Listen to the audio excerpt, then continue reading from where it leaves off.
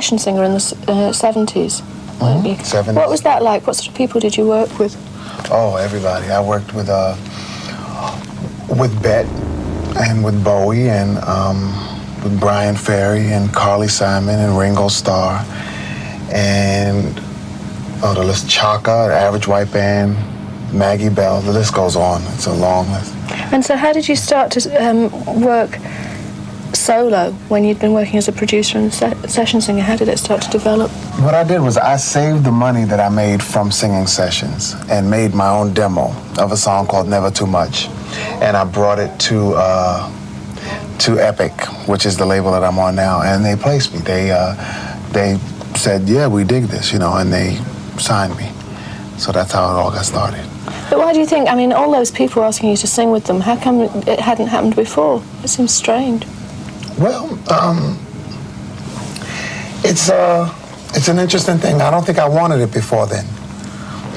I think I just really got the desire to do it after having been on the road for such a long time with them. And that's when the desire to do it happened, and that's when I started pursuing it.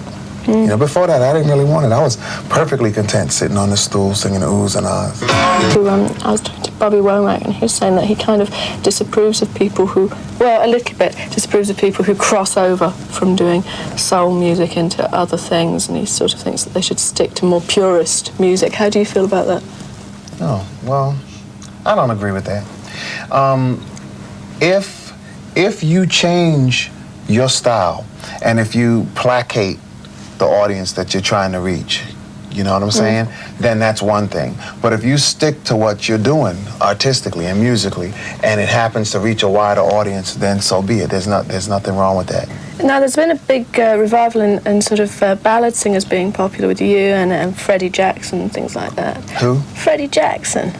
Okay. He sings romantic, soppy songs. Okay. Yeah. No, I'm just kidding. I love everybody. Do you? Oh, come on, tell us something you don't Back like. to Freddie Jackson. Yeah, all right, back to Freddie Jackson. Why do you think that romantic songs are getting so popular now? Well, much more so again. Yeah, there was a long period when they were not even, they were not tolerated a whole lot. Remember in the 70s when the disco period was around, and every new record was a Xerox of a record that was already a hit. I think everyone has outgrown that period, and as a result, now people are allowed to express different kinds of music, and that's just one of them that's coming about. And I'm glad because, not only do you want to do dance music, you want to do music that people can sit and listen to and make babies to and do all of that kind of stuff, so it's a good thing. When you're doing those sort of songs, do you clear everyone out of the studio? Usually, yes. Yeah, my favorite thing is to be just alone. I usually commit the song to memory so that I can sing it in the dark, so that I don't have to read anything. And I love being alone in the earphones, when the echo is right and it's real dark in the room and it's only you and the engineer. And it works like that for me. Yeah. Do you think that, do you get a lot of women screaming at you? Yeah. No, in the States, do they throw their hotel keys at you? No. Their husbands throw their hotel keys, their wives' hotel keys. They want to get rid of them. No, but in the States, a large part of the audience is female, and they do get involved. They get pretty animated and involved in the music, which is good, because that lets me know that they approve.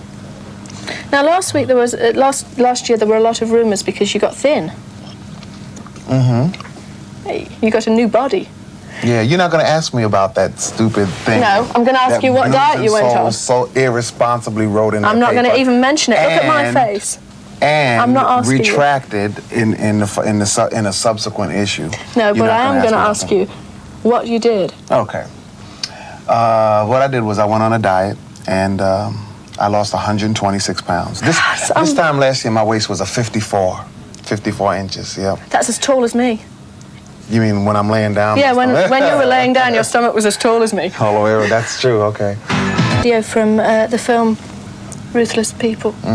What came first, the song or the film? The film.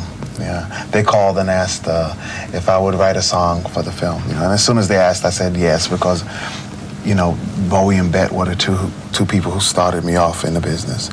So I was glad to work with Bet again after a long time of having not worked with her. I was the harlots that Bet always took with her. I was the fourth harlot for years, behind a curtain. I used to sing. I refused to come out on stage because I was so fat, and I didn't want to come out on stage. Precious. So I used to sit behind the curtain with a microphone and a monitor and a music stand. And a curtain around you. 11 sandwiches, and I'd sing the show. Yeah, behind the curtain on stage. So what do you think you'll be doing next? Let's see. Winning a Grammy, let's hope. If not, I'll still be Sulking, if not sulking. Yeah, right. If not depressed. No. What's next is I've been talking with Diana, as in Ross, and we are going in the studio soon. We're figuring that out. And Gregory Hines, who is an actor, singer, who he and I did a duet on my new album, and we're going to go in and I'm producing his debut album, his solo album. I brought him over to CBS, and he got signed. So we're going to be doing that. So lots and lots of work. Yeah, it's a lot of work, yeah. Work hard, play hard. Thanks. All right.